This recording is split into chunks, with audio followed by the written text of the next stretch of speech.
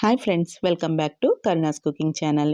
ఈరోజు red gravy masala powder తయారు చేసుకుందామండి. ఈ పౌడర్ని మనం తయారు చేసుకున్న కూరలో వేసుకున్నాము అంటే చిక్కటి గ్రేవీ వస్తుంది. ఉదయాన్నే హడావుడి పడకుండా ఏ కూరలోకైనా, నాన్ వెజ్ కర్రీలోకైనా, వెజ్ కర్రీలోకైనా కానీ ఈ మసాలా గ్రేవీ పౌడర్ని 2-3 స్పూన్లు వేసుకున్నాము అంటే రెస్టారెంట్ స్టైల్లో కర్రీ రెడీ అయిపోతుంది. ఇంటికి ఎవరన్నా చుట్టాలు వస్తున్నారు అంటే హడావుడి పడిపోతూ ఉంటాం కదండి. ఈసారి నుంచి ఇలా మసాలా గ్రేవీ పౌడర్ని తయారు చేసుకుని ఉంచుకున్నారు అంటే ఎంతమంది వచ్చినా కానీ ఈజీగా నాన్ వెజ్ అయినా వెజ్ అయినా ప్రిపేర్ చేసుకోగలుగుతాము. ఈ మసాలా గ్రేవీ పౌడర్ ఒక్కసారి తయారు చేసుకున్నాము అంటే 4-5 నెలల వరకు ఫ్రెష్గా ఉంటుంది. మసాలా గ్రేవీ పౌడర్ తయారు చేయడం కోసం స్టవ్ని లో ఫ్లేమ్లో పెట్టుకుని ప్యాన్లో 2 కప్పుల వరకు ధనియాలు వేసుకుని వేయించుకోవాలి. గరిటతో కలుపుకుంటూ వేయించుకోవాలి. ధనియాలు మనం ఇలా వేలుతో పట్టుకుని ఇలా నలిపినప్పుడు కొంచెం విడిపోయినట్టుగా, బద్ద అయినట్టుగా అయ్యి కొంచెం పౌడర్ లాగా అయినట్టయితే మనకి ధనియాలు వేగిపోయినట్టే. ధనియాలు వేగిపోయినాయండి. ఇప్పుడు వీటిని వేరే ప్లేట్లోకి వేసుకుని చల్లారనివ్వాలి. అన్ని మసాలాలు వేయించుకున్న తర్వాత ఇదే ప్లేట్లో వేసేసుకుంటాం కాబట్టి కొంచెం పెద్ద ప్లేట్నే తీసుకోండి. ఇప్పుడు సేమ్ బాండీలో 1 కప్పు జీలకర్ర వేసుకోవాలి. ధనియాలు ఎంత వేసుకున్నామో జీలకర్ర దానిలోకి సగం వేసుకోవాలి. జీలకర్ర కూడా మొత్తం అంతా వేడయ్యే వరకు వేయించుకోవాలి. జీలకర్ర వేడయ్యిందో లేదో ఒకసారి కొంచెం జీలకర్రని పట్టుకుని ఇలా టచ్ చేసినట్టయితే మనకి వేడిగా అనిపించొద్దు కదా. అప్పుడు ఒకసారి కొంచెం జీలకర్రని తీసుకుని ఇలా విరుగుతున్నట్టయితే మనకి వేగిపోయినట్టే. ధనియాలు, జీలకర్ర ఇంకా మసాలాలన్నీ కూడా వేయించుకుంటాం కదండి. ఇవేమీ కూడా కలర్ చేంజ్ అవ్వకూడదు. కొంచెం వేడైతే సరిపోతుంది. మనం ఎంత ఎయిర్ టైట్ డబ్బాల్లో స్టోర్ చేసుకున్నా కానీ కొంచెం పచ్చిగా ఉన్నట్టుగా ఉంటుంది కదా, అందుకని ఇలా వేయించుకుంటాము. జీలకర్ర కూడా వేగిపోయిందండి. ఇప్పుడు ఈ జీలకర్రని ధనియాలు వేసుకున్న ప్లేట్లోనే వేసుకుని చల్లారనివ్వాలి. సేమ్ ప్యాన్లో 8 ఇంచులు దాల్చిన చెక్క, 100 లవంగాలు, 15 ఇలాచీ వేసుకుని వేయించుకోవాలి. దాల్చిన చెక్క వేసుకునేటప్పుడు మరీ పెద్దవి కాకుండా కొంచెం చిన్న ముక్కలు కట్ చేసుకుని వేసుకోవాలి. ఇవి కూడా కొంచెం వేడైతే సరిపోతుంది. ఈ మసాలాలు ఏవి కూడా కలర్ చేంజ్ అవ్వకూడదండి. ఒకవేళ కలర్ చేంజ్ అయ్యింది అంటే పౌడరు డార్క్గా వచ్చేస్తుంది. ఇలా చేత్తో పట్టుకుంటే కొంచెం వేడిగా తగిలితే సరిపోతుందండి. ఇలా వేడైన తర్వాత వీటిని కూడా ప్లేట్లోకి ట్రాన్స్ఫర్ చేసేసుకుని చల్లారనివ్వాలి. సేమ్ ప్యాన్లో 1/2 కప్పు గసగసాలు వేసుకుని వేయించుకోవాలి. గసగసాలని కంటిన్యూస్గా గరిటతో కలుపుకుంటూనే వేడి చేసుకోవాలి. గసగసాలు పట్టుకుంటే వేడిగా ఉన్నాయండి. ఇప్పుడు వాటిని వేరే ప్లేట్లోకి ట్రాన్స్ఫర్ చేసేసుకోవాలి. సేమ్ ప్యాన్లో 1 కప్పు జీడిపప్పు వేసుకుని వేయించుకోవాలి. జీడిపప్పు గుళ్ళు పప్పు కాకుండా ఇలా బద్దల్లాగా ఉన్నవే వేసుకోండి. గుళ్ళు వేసుకుంటే కొంచెం వేడవడానికి టైం పడుతుంది కదండి. మధ్యలో కొన్ని కలర్ కూడా చేంజ్ అయిపోతాయి. జీడిపప్పు మనం 1 కప్పు వేసుకున్నాం కదండి, 2 కప్పుల వరకు కూడా వేసుకోవచ్చు. జీడిపప్పు ఎక్కువగా వేసుకుంటే గ్రేవీ బాగా చిక్కగా వస్తుంది, కానీ కొంచెం స్వీట్నెస్ వస్తుంది కదా, అందుకని మీ టేస్ట్కి తగ్గట్టుగా అడ్జస్ట్ చేసుకుని వేసుకోవాలి. జీడిపప్పులు వేడైనాయండి. ఇప్పుడు వేరే ప్లేట్లోకి ట్రాన్స్ఫర్ చేసేసుకోవాలి. జీడిపప్పు వేడిగా ఉన్నప్పుడు మెత్తగా ఉంటాయండి. చల్లారిన తర్వాత చూసారా ఇలా విరిగిపోతాయి. ఇప్పుడు 1 కప్పు నువ్వులు వేసుకుని వేయించుకోవాలి.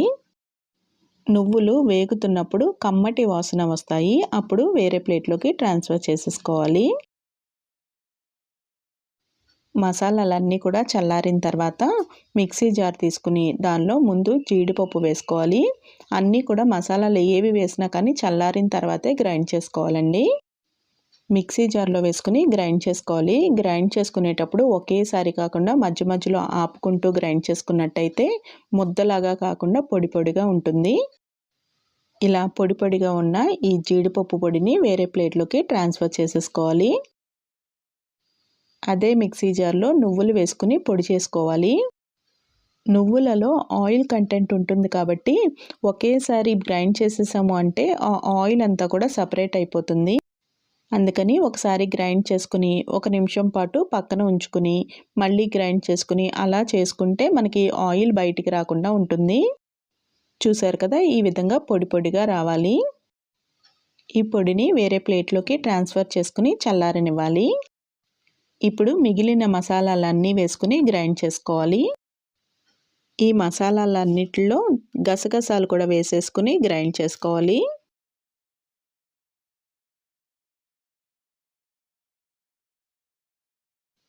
ఇలా తయారు చేసుకున్న పొడిని ఒక పెద్ద ప్లేట్లోకి వేసేసుకోవాలి. మనం ధనియాలు, జీలకర్ర చల్లారి పెట్టుకున్నాం కదా, ఆ ప్లేట్లో వేసేసుకుని చల్లారనివ్వాలి. మసాలా పౌడర్ని మిక్సీ జార్లోనే ఉంచేసాము అంటే మిక్సీ జార్ వేడిగా ఉంటుంది కదా, అందుకని ఈ మసాలా పౌడర్ కూడా కలర్ చేంజ్ అయిపోతుంది. ఇలా వెడల్పుగా ఉన్న ప్లేట్లో వేసుకుంటే మిగిలిన పౌడర్లు అన్నీ కూడా కలుపుకోవడానికి వీలుగా ఉంటుంది. ఇప్పుడు జీడిపప్పు పొడి ఇంకా నువ్వుల పొడి కూడా వేసేసుకుని ఈ మసాలా పౌడర్లో కలుపుకోవాలి. కూర చిక్కగా రావడానికి జీడిపప్పు పొడి ఇంకా నువ్వుల పొడి, కొబ్బరి పొడి ఈ 3 బాగా ఉపయోగపడతాయి. కొబ్బరి పొడి 1 కప్పు వరకు తీసుకోవాలి. అలాగే కొబ్బరి పొడి మనం ఇంట్లో తయారు చేసుకున్నది కాకుండా డెసికేటెడ్ కోకోనట్ పౌడర్ అని బయట మార్కెట్లో దొరుకుతుంది కదండి, అది తీసుకుంటే మనకి పౌడర్ పాడవకుండా ఉంటుంది. అలాగే నూనె వాసన కూడా రాకుండా ఉంటుంది. ఇంకా దీనిలోకి 3 టీ స్పూన్లు అల్లం పొడి, 3 టీ స్పూన్లు వెల్లుల్లి పొడి వేసుకోవాలి. అల్లం పొడి, వెల్లుల్లి పొడి మార్కెట్లో దొరుకుతాయండి. ఇంకా 3 టేబుల్ స్పూన్ల వరకు కారము, 2 టేబుల్ స్పూన్ల వరకు ఉప్పు వేసుకుని కలుపుకోవాలి. కూర తయారు చేసుకున్నప్పుడు ఉప్పు, కారం ఆల్రెడీ వేసేసుకుంటాం కాబట్టి కొంచెం వేసుకుంటే సరిపోతుందండి. ఇవన్నీ కూడా బాగా కలిసేలాగా కలుపుకోవాలి. జీడిపప్పు పొడి ఇంకా నువ్వుల పొడి కొంచెం ముద్దలాగా ఉన్నట్టు ఉంటుంది కదండి, అందుకని వీలైతే చేత్తో కలుపుకోండి.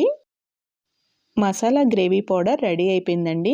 ఇప్పుడు కడిగి ఎండలో ఆరబెట్టుకున్న గాజు సీసాలో స్టోర్ చేసుకుంటే 3 నెలల వరకు ఫ్రెష్గా ఉంటుంది. ఫ్రిడ్జ్లో పెట్టుకున్నట్టయితే సంవత్సరం అయినా కానీ నిల్వ ఉంటుంది. ఈరోజు మనం తీసుకున్న కొలతలకి సుమారుగా 3/4 కేజీ మసాలా పౌడర్ రెడీ అవుతుంది. ఈ మసాలా పౌడర్ ఏ కర్రీలోకైనా, వెజ్ కర్రీ అయినా, నాన్ వెజ్ కర్రీలోకైనా కానీ లాస్ట్లో ఒక 2-3 స్పూన్లు వేసుకున్నట్టయితే కూర చిక్కబడుతుంది. ఇంకా కొంచెం గ్రేవీ కూడా ఎక్కువగా వస్తుంది. మసాలా గ్రేవీ పౌడర్ తయారీ విధానం చూసాం కదండి. ఇప్పుడు ఈ మసాలా గ్రేవీ పౌడర్ని ఎలా ఉపయోగించాలి అనేది కూడా చూద్దాము. వెజ్ కర్రీ అయినా, నాన్ వెజ్ కర్రీ అయినా మనం కూర ఉడకడం కోసం కొన్ని నీళ్లు వేసుకుని ఉడికించుకుంటాం కదండి, అలా వేసుకునేటప్పుడు ఎక్కువ నీళ్లు వేసుకుని ఉడికించుకోవాలి. ఇలా నీళ్లు వేసుకున్న తర్వాత నీళ్లు మరుగుతూ ఉంటాయి కదా, అప్పుడు 3 టేబుల్ స్పూన్ల వరకు ఈ మసాలా గ్రేవీ పౌడర్ని వేసుకోవాలి. ఇప్పుడు ఒకసారి బాగా మిక్స్ చేసుకుని కావాల్సిన కన్సిస్టెన్సీ వచ్చేంత వరకు ఉడికించుకోవాలి. మసాలా గ్రేవీ పౌడర్లో కూర చిక్కబడడానికి ఉపయోగపడేవి మాత్రమే ఎక్కువగా వేసామండి. లవంగాలు, దాల్చిన చెక్క చాలా తక్కువే వేసాము. అందుకని మసాలా సరిపోలేదు అనుకుంటే ఇంకొంచెం యాడ్ చేసుకోవచ్చు. ఇలా కూర చిక్కపడి నూనె సపరేట్ అయ్యేంత వరకు ఉడికించుకుంటే మనకి గ్రేవీ కర్రీ రెడీ అయిపోయినట్టే.